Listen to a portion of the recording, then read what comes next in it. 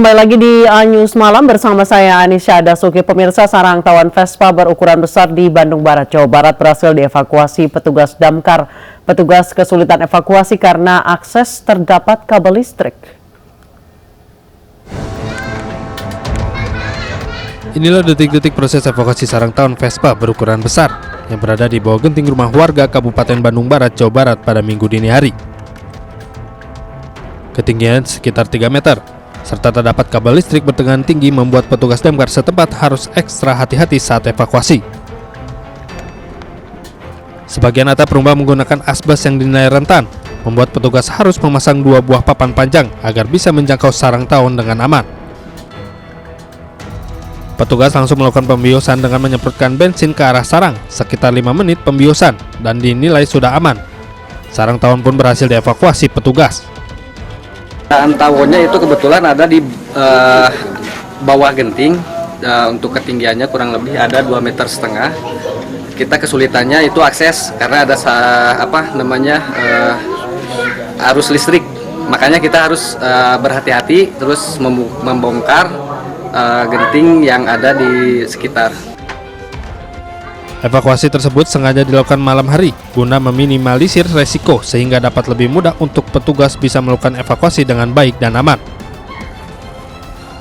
Dari Bandung Barat, Jawa Barat, Yuwono Wahyu, iNews melaporkan. Polda Sumatera Utara menarik kasus kematian Bribka AS tersangka penggelapan pajak dari Polres Samosir. Polisi membentuk tim khusus dalam menangani kasus ini.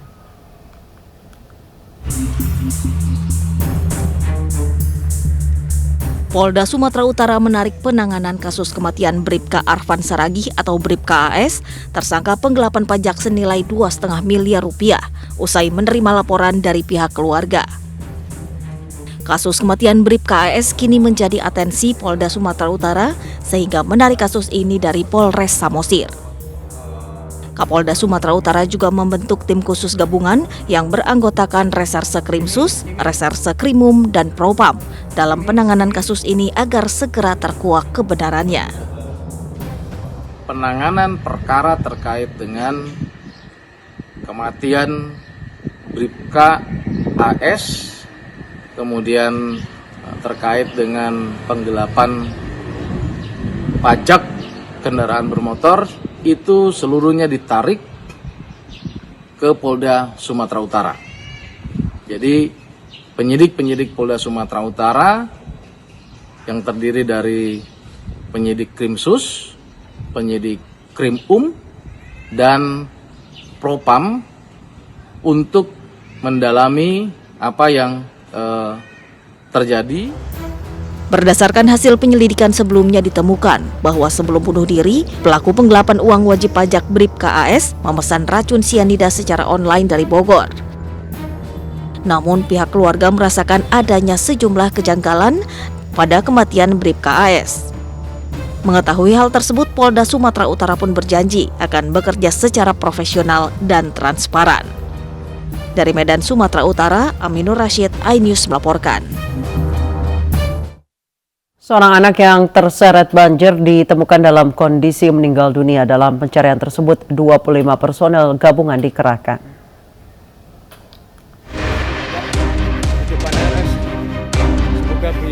Setelah dilakukan penyisiran oleh tim gabungan dari Basarnas, Tagana, BPBD, dan anggota RAPI, akhirnya bayi berusia 4 bulan yang terperosok ke sungai Sabtu malam berhasil ditemukan. Bayi tersebut ditemukan sejauh 100 meter dari lokasi terjatuh dalam kondisi meninggal. Rencananya setelah dilakukan visum oleh tim kesehatan dan petugas Inafis Polres Kediri Kota, pihak keluarga meminta jenazah untuk langsung dimakamkan. Jadi di utaranya Rumah Sakit Ngambiran itu seperti ada aliran sungai, aliran selokan yang karena arusnya cukup deras akhirnya membuat aliran sendiri. Lah, belok ke kanan arah ke timur, di sekitaran situ ditemukan oleh keluarganya sendiri. Diketahui dalam pencarian tersebut 25 personel gabungan dikerahkan. Sebelumnya 2 anak di kota Kediri hanyut terseret arus saat tercebur ke sungai. Korban tercebur ke parit saat sepeda motor yang dikendarai orang tuanya mogok terendam banjir. Setelah sempat tutup selama 2 hari, pusat thrifting Pasar Cimol Gedebage Bandung akhirnya dibuka kembali. Penutupan merupakan buntut dari penyitaan 200 bal pakaian bekas impor oleh petugas gabungan Kemenperindak dan Polda Jawa Barat. Kendati saat ini pemerintah terus mensosialisasikan kebijakan pelarangan baju impor bekas dan penjualan baju bekas. Para pedagang baju bekas di kawasan Pusdai Kota Bandung masih terus berjualan.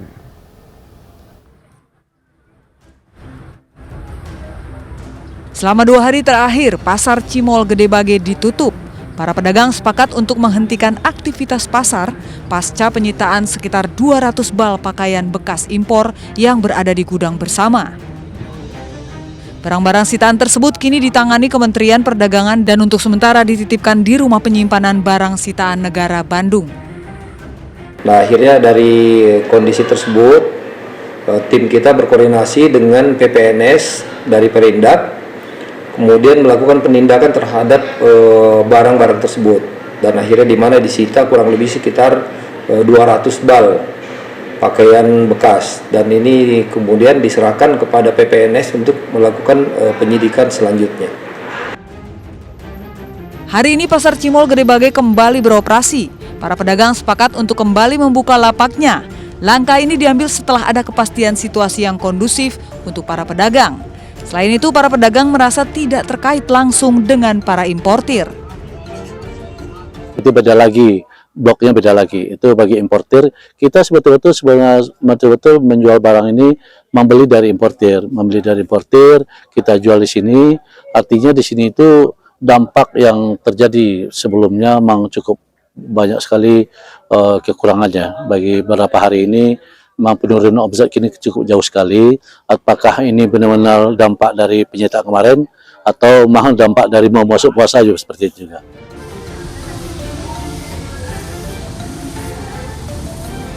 Sementara di kawasan Pusdai Kota Bandung, para pedagang baju bekas masih terus berjualan dan masih ramai pengunjung. Saat diliput, para pedagang menolak untuk diwawancarai.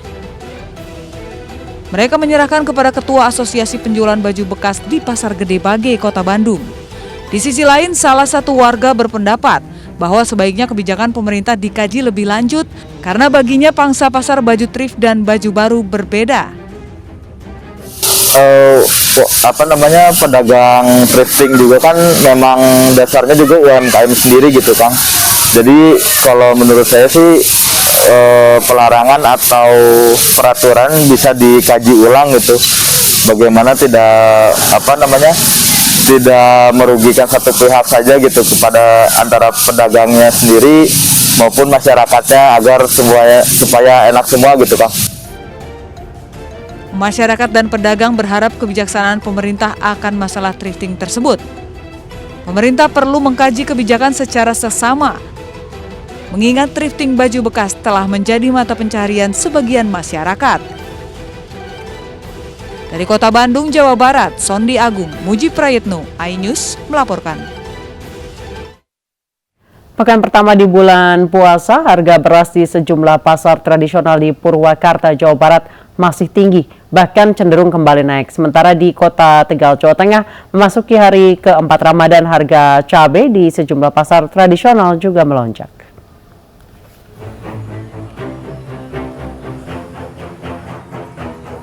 Pekan pertama di bulan puasa, di pasar tradisional Purwakarta, harga beras yang dijual para pedagang masih tinggi. Bahkan beras kualitas medium harganya cenderung kembali naik. Beras kualitas medium yang sebelumnya Rp10.500 hingga Rp11.000 per kilogram, kini dijual di atas Rp11.000 per kilogram. Naik antara Rp500 hingga Rp1.000 per kilogram. Pedagang mengaku panen dari petani sebenarnya telah terjadi hampir merata. Namun kebijakan pemerintah yang menaikkan harga dasar gabah menjadi Rp5.000 per kilogram, serta menaikkan HET beras medium dari Rp9.450 per kilogram menjadi Rp10.900 per kilogram di zona 1 wilayah Jawa, membuat harga beras di pasaran kembali naik. Ya panen sudah panen, bahkan sudah hampir merata di setiap daerah yang saya tahu. Cuman karena ada penyesuaian harga dari pemerintah dengan kenaikan harga dasar gabah maupun harga dasar beras, jadi beras masih tetap di kisaran 10.000 ke atas. Selain beras, komoditas yang harganya tak beranjak dan cenderung kembali naik juga terjadi pada telur ayam. Harga telur ayam yang naik di awal puasa dari Rp28.000 per kilogram, kini masih dijual Rp31.000 per kilogram. Sementara di Tegal, Jawa Tengah memasuki hari keempat Ramadan, harga cabai di sejumlah pasar tradisional di kota Tegal melonjak. Kenaikan harga tertinggi terjadi pada cabai rawit merah dan cabai merah keriting, kini dijual Rp80.000 dan Rp50.000 per kilogram, atau naik Rp5 hingga Rp10.000 per kilogram. Salah seorang pedagang mengatakan, lonjaknya harga cabai sudah terjadi sepekan menjelang puasa. Menurutnya, kenaikan harga cabai terjadi karena meningkatnya kebutuhan saat pasokan mulai menipis. Sekarang naik lagi 80 sampai. Ini naiknya karena apa? Naiknya karena sana stoknya juga ini kurang. Permintaan banyak. Selain harga cabai, komoditas lain yang mengalami kenaikan cukup tinggi terjadi pada tomat. Harga tomat saat ini mencapai Rp15.000 per kilogram. Dalam beberapa pekan, tomat mengalami beberapa kali kenaikan dari harga Rp6.000 per kilogram hingga mencapai Rp15.000 per kilogram. Tim Liputan iNews melaporkan. Pejabat negara pamer harta kembali disorot. Kali ini giliran istri pejabat dari Kementerian Perhubungan yang terpantau kerap pamer harta di media sosial.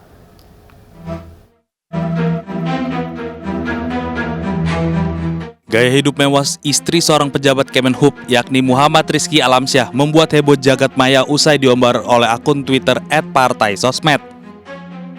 Dalam unggahan tersebut, foto-foto sang istri menggunakan mobil mewah hingga menggunakan fasilitas kelas bisnis pesawat.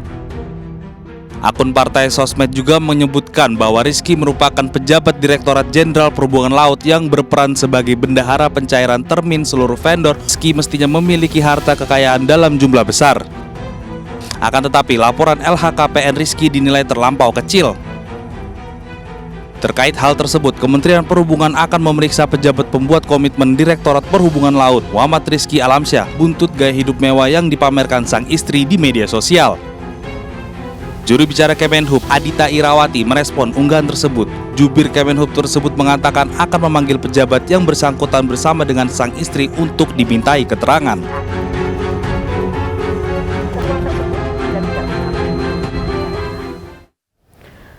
Penolakan terhadap timnas Israel U20 untuk berlaga di ajang Piala Dunia U20 2023 kembali bergulir. Setelah sejumlah ormas Islam dan juga Gubernur Bali Iwayan Koster, kini penolakan juga datang dari mantan besar Nahdlatul Ulama PBNU Said Akhil Siraj.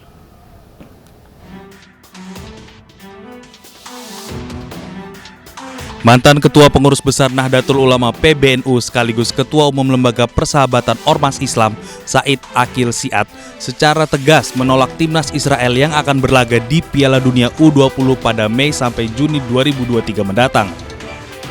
Said mengatakan penolakan tersebut berdasarkan pemahaman yang dia dapat dari Al-Quran. Dan banyak sekali kiai-kiai yang seperti saya, banyak sekali menolak kedatangan Israel. Itu Al-Quran. Al-Quran. Kita manusia ini apa sih kita ini, siapa kita ini kok bisa melawan Al-Quran? Al-Quran, maaf ya saya bunyikan ayatnya ya. Atajidanna asyaddan nasi adawatan lilladzina amanu yahuda wal musyrikin walladzina asyraku. Kamu Muhammad akan jumpa orang paling benci dengan Islam, yaitu orang Yahudi. Sebelumnya, ramai-ramai penolakan timnas Israel juga datang dari banyak tokoh. Bahkan Gubernur Bali, Wayan Koster mengirim surat ke Menpora menolak timnas Israel bertanding di Pulau Bali pada Piala Dunia U20 nanti.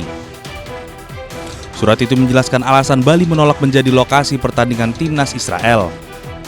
Wayan Koster menjelaskan penolakan itu dilakukan untuk menghormati hubungan diplomatik antara pemerintah Indonesia dengan negara lain di dunia, khususnya yang berkaitan dengan Israel. Tidak hanya dari tokoh-tokoh, sejumlah ormas Islam juga sempat beberapa kali menggelar aksi unjuk rasa menolak kedatangan timnas Israel U20. Masa mengancam akan menggelar aksi lebih besar lagi apabila pemerintah bersikukuh mendatangkan timnas Israel ke Indonesia. Majelis Ulama Indonesia bahkan menegaskan semua ormas Islam menolak keikutsertaan timnas Israel di Piala Dunia U20 2023 nanti. Penolakan itu salah satunya didasari atas konstitusi dan solidaritas kepada rakyat Palestina. Tim Liputan. Sementara itu, buntut penolakan timnas Israel, FIFA batalkan drawing Piala Dunia U20 2023. Alasan FIFA membatalkan drawing Piala Dunia U20 2023 di Bali terungkap. Agenda ini batal karena penolakan kedatangan timnas Israel ke Pulau Dewata oleh Gubernur Bali, Iwayan Koster. Hal tersebut disampaikan Esko PSSI Arya Sinulinga dalam konferensi pers di GBK. Arya memastikan drawing Piala Dunia U20 2023 yang sejatinya diadakan di Bali 31 Maret batal terlaksana. Sementara itu, kelanjutan penyelenggaraan Piala Dunia U20 termasuk inspeksi teknis lapangan-lapangan di Indonesia akan tetap dilakukan oleh FIFA. Declaration dalam hal itu sebenarnya kan pemerintah Bali ini kan memberikan government garansi ketika sepakat dan setuju sebagai salah satu tuan rumah dalam penyelenggaraan Piala Dunia U20. Ya. Dengan penolakan tersebut, jadi wajar kalau FIFA akhirnya melihat bahwa ini harus dibatalkan. Di Jember, Jawa Timur terdapat bangunan musola yang terbuat dari botol bekas air mineral. Informasi selengkapnya akan kami hadirkan usai jeda, tetap bersama kami.